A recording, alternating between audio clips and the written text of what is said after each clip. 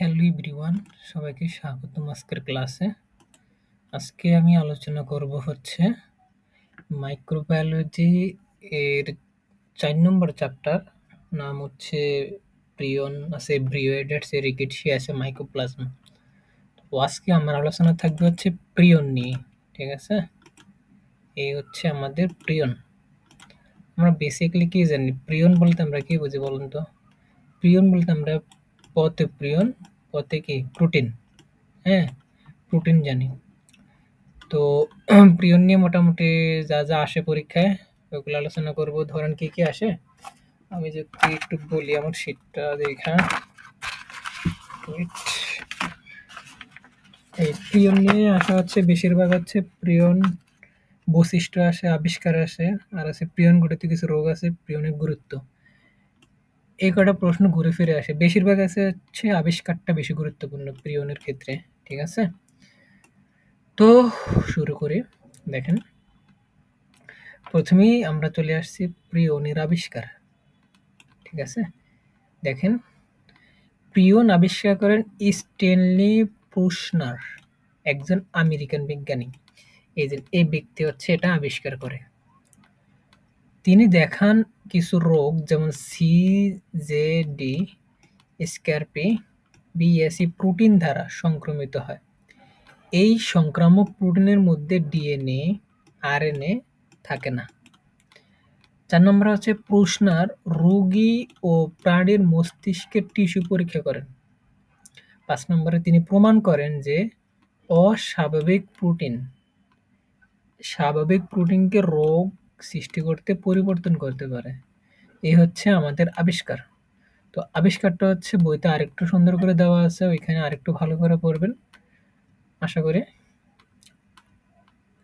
ভালো হবে। তো আবিষ্কারটা আরেকটু বড় করে দেবেন, এটা একটু আমি একটু সামারি করে নিলাম। তো তো আবিষ্কার আরও যেভাবে আছে বইতে বা গাইডে আর একটু ডিটেলসে লিখবেন পরীক্ষায়, এগুলো তো লিখবেনই। এরপর আমরা চলে আসবো প্রিয়নটা কিভাবে গঠিত হয়েছে। ঠিক আছে, এই প্রিয়নের গঠন, এটা অনেক গুরুত্বপূর্ণ, পরীক্ষায় আসে। দেখেন, প্রিয়নের গঠন এবং অনুলিপন পদ্ধতি এখনো ভালোভাবে জানা হয়নি, সম্ভব হয়নি। এই কারণে কিছু গবেষক প্রিয়নের উপস্থিতি, স্থানান্তর ও রোগ সৃষ্টি সম্পর্কে সন্দেহ পোষণ করেন। প্রুশিনার ১৯৮৪ সালে এবং ব্যানার্জির ১৯৮৭ সালে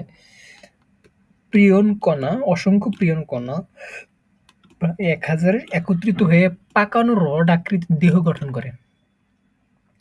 এমন রডের ব্যাস ১০ থেকে ২০ ন্যানোমিটার এবং দৈর্ঘ্য ১০০ থেকে ২০০ ন্যানোমিটার। প্রতিটা প্রিয়ন কণা প্রায় ৩,০০০ ডাল্টন আণবিক ওজনের গ্লাইকোপ্রোটিন। ভেড়ার স্ক্যারপি রোগের প্রিয়নের জন্য ২৭,০০০ থেকে ৩০,০০০ ডাল্টন, এটা হচ্ছে ওজন। এরপরে চলে আসে, এতে কোনো প্রকার নিউক্লিক অ্যাসিড থাকে না। এমন প্রোটিন কণা ২৫০টি অ্যামিনো অ্যাসিড থাকে। এরা ভাইরাস হতে প্রায় ১০০ ভাগ ক্ষুদ্র। এর সম্ভাব্য আকার ২৭ nanometer by cellulose nitrate membrane filtration এবং ৭ ন্যানোমিটার। ঠিক আছে, এটা হচ্ছে আমাদের প্রিয়নের গঠন। তো আমরা হচ্ছে ২টা টপিক অলরেডি পড়ে ফেলছি, একটা হচ্ছে প্রিয়নের আবিষ্কার আর একটা হচ্ছে প্রিয়নের গঠন। খুবই গুরুত্বপূর্ণ এই টপিকগুলা, পরীক্ষা আসেই।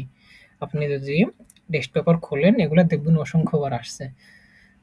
তো আমি হচ্ছে এগুলো অনেক জায়গা থেকে কালেক্ট করছি, অনেক ডিগ্রির বই বলেন, মানে যেগুলো আর কি ভালো লেখা, ওইখান থেকে কালেক্ট করছি, অনেক পুরনো বই থেকে।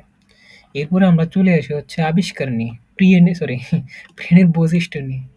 তো প্রিয়নের বৈশিষ্ট্যের ক্ষেত্রে দেখা যাবে, দেখেন, প্রথমে বলে আসছি প্রিয়ন এক প্রকার অতি আণুবীক্ষণিক সংক্রামক সত্তা। এটি শুধুমাত্র প্রোটিন দিয়ে তৈরি। যেহেতু প্রিয়ন তো অবশ্যই প্রোটিন দিয়ে তৈরি, এতে কোনো নিউক্লিক অ্যাসিড নাই। ঠিক আছে, এই প্রিয়ন ভাইরাস হতে ১০০ ভাগ ছোট। এই ১০০ ভাগ ছোট এরকম হবে, ১০০ ভাগ ছোট। এদের আণবিক ওজন ২৭,০০০ থেকে ৩০,০০০ ডাল্টন। এতে প্রায় ২৫০টি অ্যামিনো অ্যাসিড থাকে। এরা নিউক্লিয়াস, ফরমালিন, উচ্চতা প্রায় ১০০ ডিগ্রি সেলসিয়াস প্রতিরোধী এবং প্রোটিয়েজ কেবল ইউরিয়া ফেনল সংবেদনশীল। এরপরে যেটা আছে, এরা শুধুমাত্র পানি দেহে স্নায়বিক রোগ সৃষ্টি করে। মনে রাখবেন, প্রিয়ন মানে প্রোটিন, প্রিয়ন মানে প্রাণী, উদ্ভিদ হবে না। ঠিক আছে? এই অবশ্যই উদ্ভিদে পানি দেহে আর কি। প্রিয়ন আক্রান্ত টিস্যুতে অসংখ্য গহ্বর বা গর্ত সৃষ্টি হওয়ার সংক্রমণ স্থলে। স্পঞ্জের মতো, স্পঞ্জ কেমন জানেন? ওই জন্য আমরা পরিপারে পরে পানির উপরে আছে স্পঞ্জ এরকম উ এরকম। তো এরা হচ্ছে পোষক কোষের জিনোমে প্রবেশ করে নতুন প্রিয়ন সৃষ্টিতে রেপ্লিকেশন সক্ষম। এরপরে নাম্বার 10, প্রিয়ন পানিগ্রাহী প্রোটিন দ্বারা গঠিত থাকে, সাধারণত প্রিয়ন প্রোটিন, পিআরপি যেটাকে সংক্ষেপে বলা হয়, প্রিয়ন প্রোটিন বলে। তো পরীক্ষাতে দিয়ে আসে প্রিয়নের বৈশিষ্ট্য এরকম আসে। ধরেন আরেকটা বলে দিই, কোশ্চেনের কিভাবে টাইপ আসে। ধরলাম হচ্ছে এখানে আমাদের যে 4 নাম্বার চ্যাপ্টার, এখানে 4টা টপিক না।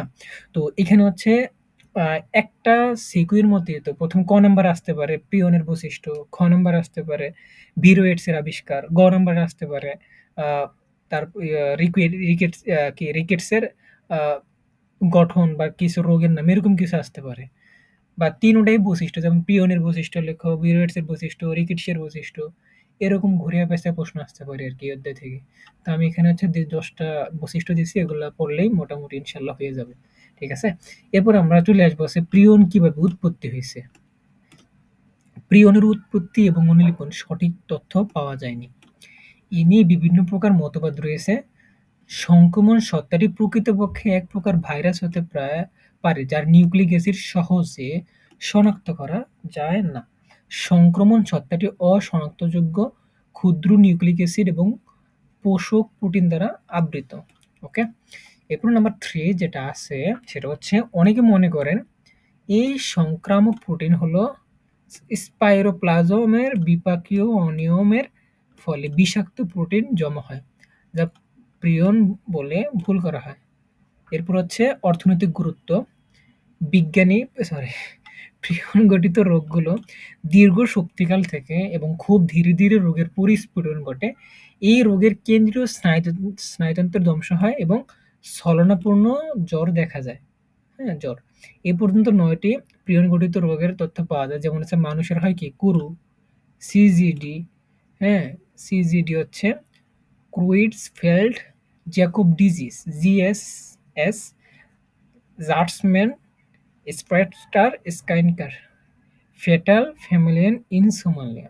হুম, ভেড়ার স্কার্পে, গরুর মেটকাও, গরু পাগল হয়, ভেড়ার হচ্ছে যে পশমগুলো আছে ওইগুলা কি সম্পূর্ণ আর কি শেষ হয়ে মানে বেড়া হচ্ছে ইয়ে করে ওই দেয়ালের সাথে ঘেঁষে তারপর হচ্ছে ওই যে উপরে যে ইয়াগুলো আছে পশমগুলো, ওইগুলো আর কি সব ঝরে পড়ে যায় এবং ভেড়ার উপরে যে আবরণটা আর কি, উপরে যে চামড়াটা আর কি বলি আমরা, তো ওটা আর কি থাকে, এটার বাইরে স্কার্পে। সিম্পাঞ্জির গরু, ইঁদুরের স্কার্পে, তবে একটা আদর্শ পিয়নগত রোগ হলো স্কার্পে।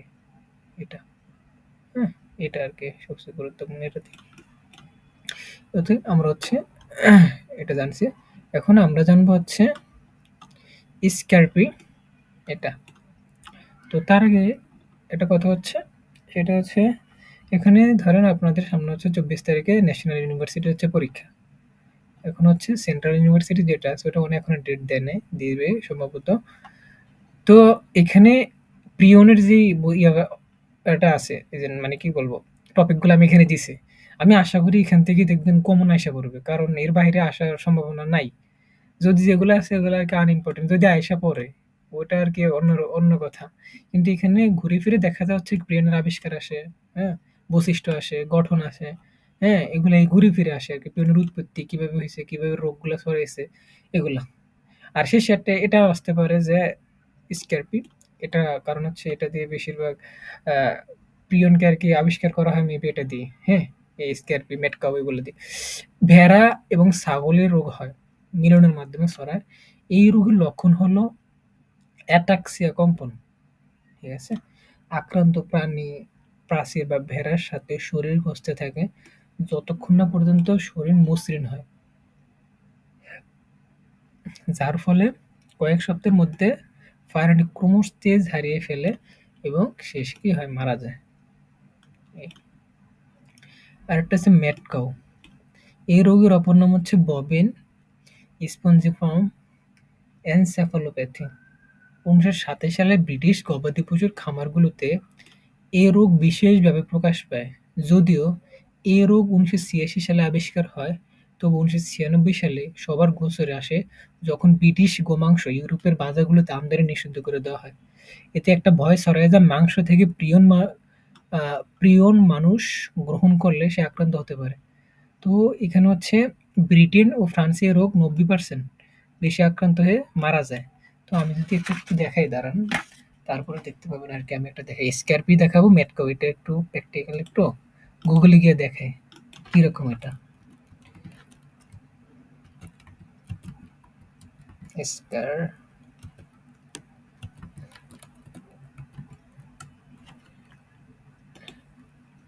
এই দেখেন, ভেড়া, মানে একেবারে ওদের শরীরটা একেবারে মসৃণ হয়ে যায়, ঠিক আছে, এটার আক্রমণে। এই দেখেন, দেখছেন? এই যে এটা হচ্ছে একটা ভেড়া। এখানে দেখেন কিছু জায়গা হচ্ছে পশম আছে, কিছু জায়গা হচ্ছে পশম নেই। যে জায়গাটা এখানে পশম নাই, সেই জায়গাটা হচ্ছে ও কি করছে জানেন? ঘেঁষে, এই স্ক্যারপি রোগের জন্য ঘেঁষে এখানে আর কি মসৃণ হয়ে গেছে। এই দেখেন, এই যে এই একটা, হ্যাঁ, এই যে এগুলা, এ হচ্ছে আমাদের স্ক্যারপি রোগটা। এভাবে হয় আর কি, ভেড়াতে এটা বেশি হয়, ভেড়াতেই হয় আর কি। এরপরে যেটা আছে ওই জন্য, সেটা হচ্ছে ম্যাট কাউ। ওই এখানে আসতেছে ম্যাট কাউ। দেখেন এটাতে হয়, এটা তো সাধারণত গরুতে হয়, mad cow disease.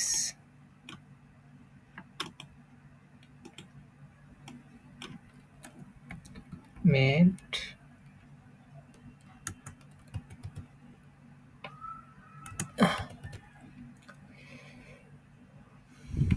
Mat cow disease. এই যে এখন চলে আসবে আমাদের সামনে, এই যে ম্যাট কাউ ডিজিজ, মানে গরু হচ্ছে পাগল হয়ে যায়। এই দেখেন, এই একটা, এই একটা, এই একটা, এই একটা, হ্যাঁ, এই হচ্ছে ম্যাট কাউ ডিজিজ। দেখেন, এই মাথায় আর কি সংক্রমণটা হয়, আর এক সময় আর কি এটা মারা যায়, ঠিক আছে।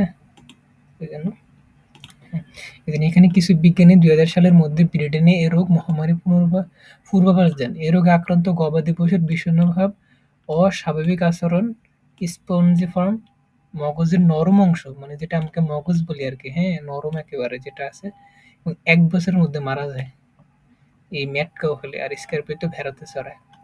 এই হচ্ছে আমাদের মোটামুটি একটা আলোচনা প্রিয়নের। যতটুকু পারছি ততটুকু আমি এখানে দেওয়ার চেষ্টা করছি। আর হচ্ছে আরেকটা কথা, সেটা হচ্ছে আমি হচ্ছে যে ক্লাসগুলো, আমার ক্লাসের যে ডিউরেশন, এগুলো ভাই ১ ঘন্টার উপরে হবে না। কারণ এখন বুঝতে হবে আমরা হচ্ছে অনার্সে পড়ি। এখন আমাদের কারো হাতেই টাইম নেই অত একটা। যতটুকু পারি পড়বো, ক্লাস করব, সেই সময় পড়ে ফেলবো। যদি পড়াটা যদি পরে জমিয়ে রাখি তাহলে কিন্তু আর পড়াটা হবে না। ঠিক আছে? কারণ অনার্সে আমরা সবাই বেশিরভাগ মানুষ চলে আইসা আমাদের কেরিয়ার নিয়ে একেবারে কি সচেতন হয়ে যাই।